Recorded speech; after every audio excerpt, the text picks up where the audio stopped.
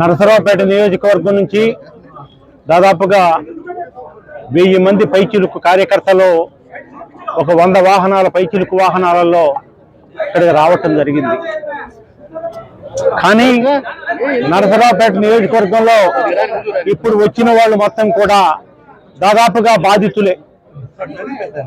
ఈ బాధితులు 4 సంవత్సరాల కాలంగా అనేక ఇబ్బందులు పడ్డారు, అనేక సమస్యలను ఎదుర్కొన్నారు, కోర్టులకు వెళ్ళారు, జైలుకు వెళ్ళారు.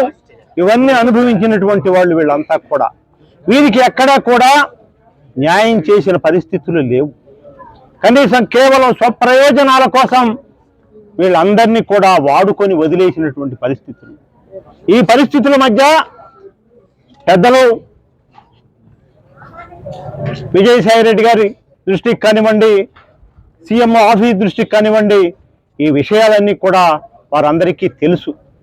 కానీ నిన్నటి రోజున మా అందరి అభిప్రాయాలు సేకరించి మా అందరి అభిప్రాయాల మేరకు సీటు ప్రకటిస్తామంటే, కానీ నిన్నటి రోజున సీటు తనకు ప్రకటించినట్టుగా ఒక ఫేక్ మెసేజ్ని క్రియేట్ చేసుకొని స్వీట్లు పంచుకొని వీళ్ళందరి ఆత్మాభిమానాన్ని దెబ్బతీసినటువంటి పరిస్థితులు.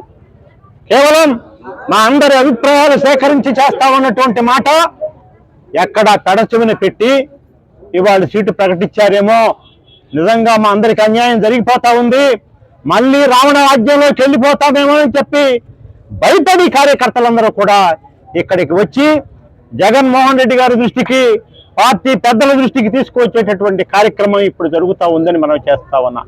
కానీ న్యాయం చేయండి. వీళ్ళందరూ కూడా బాధితులు. ఇప్పుడు కాదండి, దాదాపుగా జగన్మోహన్ రెడ్డి గారు పార్టీ పెట్టిన నాటి నుంచి కూడా జెండా పట్టి తిరిగినటువంటి వాళ్ళు, పార్టీ కోసం ప్రాణం పెట్టినటువంటి వాళ్ళు, అన్ని తెలుగుదేశం అరాచకాలను కూడా తట్టుకొని నిలబడ్డటువంటి కార్యకర్తలు వీళ్ళందరికీ కూడా. వీరందరికీ న్యాయం చేయండి. వీళ్ళ మనోభీష్టం ఏదో తెలుసుకోండి. ఖచ్చితంగా తద్వారా మళ్ళీ రేపు జగన్మోహన్ రెడ్డి గారి విజయానికి కృషి చేసేటటువంటి సైనికులు వీరు. మా అందరికీ న్యాయం చేయండి. ఖచ్చితంగా మా అందరి మనోభీష్టాన్ని గౌరవించి సమర్థుడైనటువంటి వ్యక్తికి, ఏ వ్యక్తికి ఇచ్చినా సరే ప్రాణం పెట్టి చేయటానికి సిద్ధంగా ఉన్నారు.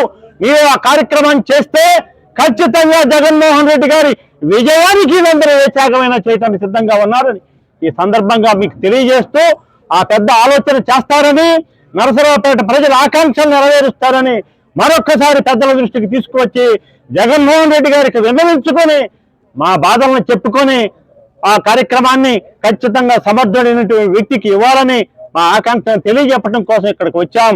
ఖచ్చితంగా అది నెరవేరుస్తారని ఆశిస్తా ఉన్నామనే విషయాన్ని మనవి చేస్తా ఉన్నాం.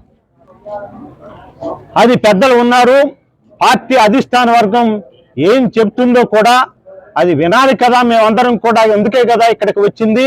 వారు చెప్పిన ఆదేశాలు ఎలా ఉంటాయో కూడా ఒక్కసారి పరిశీలన చేసుకొని మేమందరం కూడా ఆలోచించుకొని ఒక్కసారి తర్వాత నిర్ణయం చేసుకుంటామే తప్ప ఎలాంటి పరిస్థితుల మధ్య పార్టీ లైన్ తప్పం, పార్టీ బేస్ తప్పం, జగన్మోహన్ రెడ్డి గారికి అండగా ఉంటామనే విషయాన్ని కూడా ఈ సందర్భంగా మనవి చేస్తా ఉన్నా.